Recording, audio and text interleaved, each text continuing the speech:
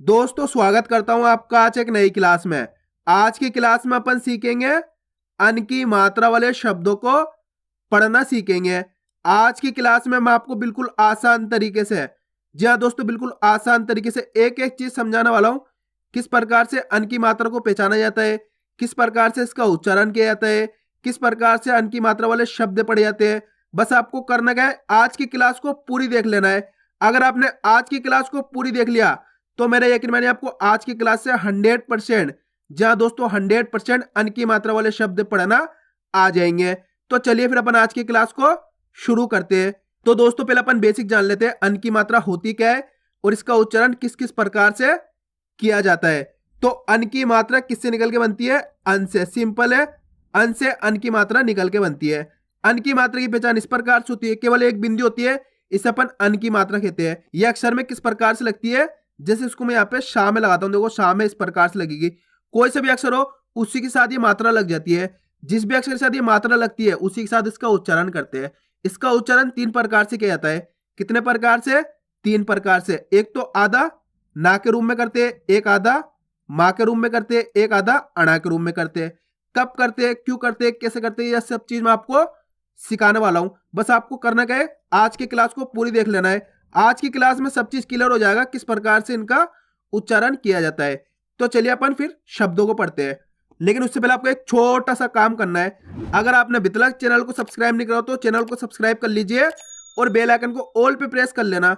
इससे क्या होगा, मैं जैसी वीडियो अपलोड करूंगा आप तक मेरी वीडियो सबसे पहले पहुंच जाएगी। अब देखो किस प्रकार से ये शब्द पढ़े जाएंगे।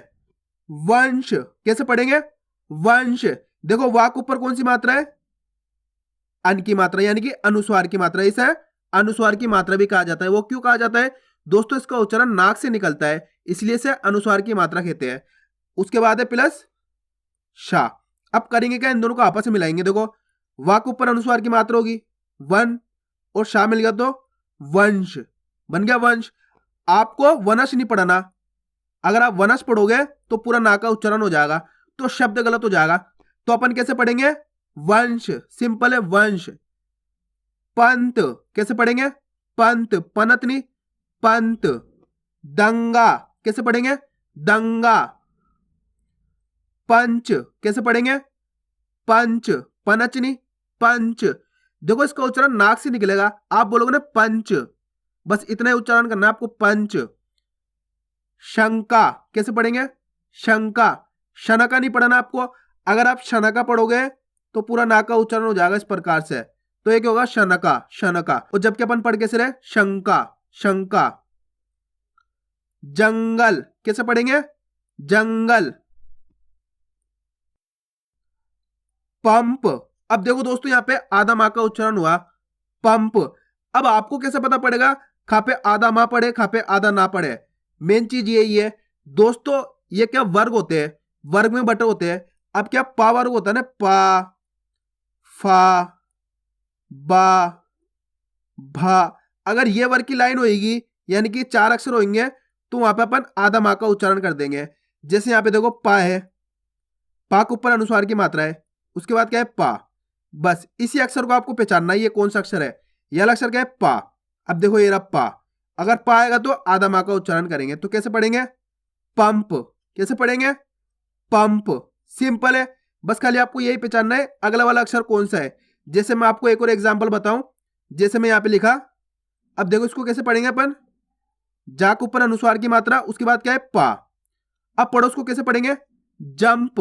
देखो यहाँ पे भी आधा माँ का उच्चारण हो रहा है इस प्रकार से, इस प्रकार से आधा माँ का उच्चारण हो रहा है, जंप। वो क्यों हो रहा? जा के ऊपर कौन सी मात्रा है? अनुस्वार की, उसके बाद वाला अक्षर कौन सा है? पा। ये लिखा हुआ पा। अगर पा आएगा, फा आएगा, बा आएगा, भा आएगा, तो वहां पे आधा माँ का उच्चारण कर देंगे अपन, यानी कि इसको कैसे पढ़ेंगे? जंप। जनप नहीं पढ़ना, जंप। आया समझ में? इतना सिंपल तरीका है। ये 4 अक्षर आते हैं तो आपको आधा माँ का उच्चारण कर देना है। आगे समझ में? अब चलिए आगे देखिए। चंदा कैसे पढ़ेंगे? चंदा। बंदा कैसे पढ़ेंगे? बंदा। पंखा कैसे पढ़ेंगे? पंखा। डंका कैसे पढ़ेंगे? डंका। संभव कैसे पढ़ेंगे? संभव। अब देखो यहाँ पे आधा माँ का उच्चारण करा अपन ने इस प्रकार से, ये देखो इस प्रकार से अपन ने पढ़ा इसको संभव। वो क्यों पढ़ा दोस्तों संभव? वो इसलिए पढ़ा है दोस्तों, मैंने अभी आपको बताया आपको, अगर पा होएगा, फा होएगा, बा होएगा, भा होएगा तो आधा माँ का उच्चारण करेंगे। देखो ये रहा भा, ये देखो सा के ऊपर अनुस्वार की मात्रा, उसके बाद क्या है भा, तो अपन यहाँ पे आधा माँ का उच्चारण कर देंगे इस प्रकार से संभव। हो गया क्लियर? अब चलिए आगे देखिए, बस आप वीडियो देखते जाइए, अपना आप ही आपको समझ में आ जाएगा। जंग कैसे पढ़ेंगे? जंग। दंड कैसे पढ़ेंगे? दंड। बंद कैसे पढ़ेंगे? बंद। पंख कैसे पढ़ेंगे? पंख। संत कैसे पढ़ेंगे? संत। कलंक कैसे पढ़ेंगे? कलंक। सिंपल है, पहले आपको का पढ़ना है, उसके बाद लंक, अपना आप बन जाएगा कलंक। का लंक, कलंक। जंप कैसे पढ़ेंगे? जंप। आधा माँ का उच्चारण हुआ ना यहाँ पे, देखो इस प्रकार से आधा माँ पढ़ा अपन ने, जंप। चंद कैसे पढ़ेंगे? चंद। लंबा, देखो यहाँ पे आधा माँ का उच्चारण हो रहा लंबा। देखो बा गया ना, देखो यहाँ पे इस प्रकार से पढ़ रहे अपन इसको लंबा। वो क्यों पढ़ रहे? पा, फा, बा और भा, ये चार अक्षर बताए, ये रहा बा।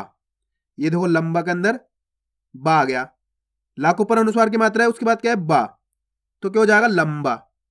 तो बस दोस्तों ये चार अक्षर आपको एक कॉपी में लिख लेना है ताकि आपके लिए आसान हो जाए। अब चलिए आगे देखिए, मंच कैसे पढ़ेंगे? मंच। अंत कैसे पढ़ेंगे? अंत। अनत नहीं पढ़ना आपको, अगर आप अनत पढ़ोगे तो इस प्रकार से पूरा ना का उच्चारण हो जाएगा, जबकि अपन आधा ना पढ़ रहे हैं, देखो इस प्रकार से, तो कैसे पढ़ेंगे? अंत। ये तो क्या है? अनत, तीन अक्षर हो गए, अनत, अनत, और ये अंत। पंकज कैसे पढ़ेंगे? पंकज। आ रहा है दोस्तों समझ में किस प्रकार से अन की मात्रा वाले शब्द पढ़े जाते हैं? बस आपको करना क्या है, वीडियो को लास्ट तक देख लेना है, क्योंकि आप जितने ज्यादा शब्दों को पढ़ते जाओगे उतना ज्यादा आपके लिए क्लियर होता चला जाएगा किस प्रकार से इसका उच्चारण किया जाता है। रंग कैसे पढ़ेंगे? रंग। अंश कैसे पढ़ेंगे? अंश। तंग कैसे पढ़ेंगे? तंग। गंदा कैसे पढ़ेंगे? गंदा। झंडा कैसे पढ़ेंगे? झंडा। अब दोस्तों आपने देखा होगा झंडा इस प्रकार से भी लिखा रहता है झंडा, तो ये भी सही है, आधा आना लगे हुआ देखो, तो झंडा। या आधा आना ही बिंदी लग जाती है तो झंडा हो जाता है। ये भी एक वर्ग होता है, जैसे अपन ने ऊपर पढ़ा है ना पा वर्ग, इसी प्रकार से टा, ठा, डा, ढा, अगर ये आएंगे तो वहां पे आधा आना का उच्चारण कर देंगे अपन। क्लियर है? आधा आना का उच्चारण कर देंगे तो झंडा इस प्रकार से भी लिखा हुआ मिल सकता है आपको, और इस प्रकार से भी लिखा हुआ मिल सकता है, तो झंडा पढ़ना है आपको, और लिखा भी इसी प्रकार से जाता है। आप इस प्रकार से भी झंडा लिख सकते हो और इस प्रकार से भी झंडा लिख सकते हो। तो अगर ये चार अक्षर आएंगे टा, ठा, डा, ढा, तो वहां पे आधा आना का उच्चारण होता है।